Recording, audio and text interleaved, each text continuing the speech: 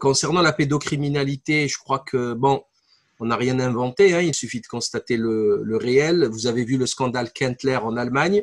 L'État a donné pendant 30 ans des enfants, des gamins, des mioches à des pédocriminels qui les ont violés. Il y a eu même des assassinats, des morts suspectes, etc. Je vous rappelle également, moi qui ai attaqué Pierre Berger, les traités de pédocriminels parce qu'il avait, comment dire, enfin, c'est pas moi qui l'ai traité, c'était des articles de presse.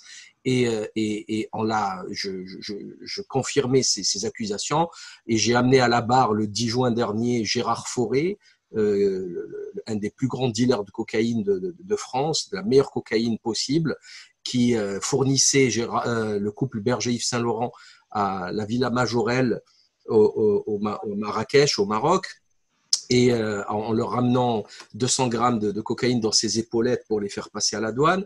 Et il a vu des gamins sur place, quasiment nus.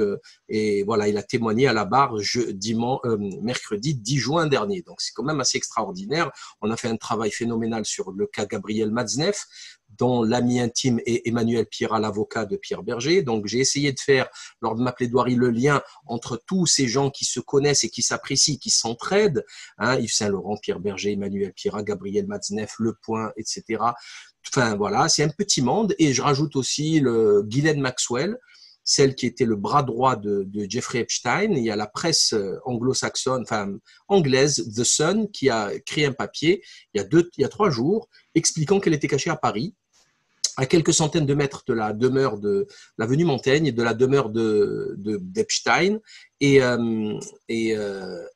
la presse française, la police française n'est pas au courant. Alors je rappelle que la justice américaine la recherche.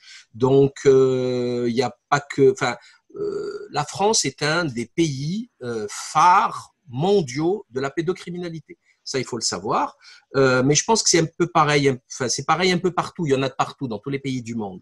Mais ici, elle est institutionnalisée. Il y a des écrits. On veut la légaliser par la loi, etc.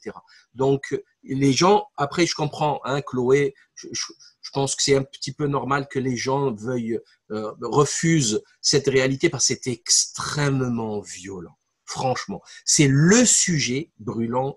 Enfin, il n'y a pas pire. Il n'y a pas pire. D'ailleurs, moi, je deviens violent quand je parle de ces sujets. Je perds mon humanité, tu vois, c'est insupportable.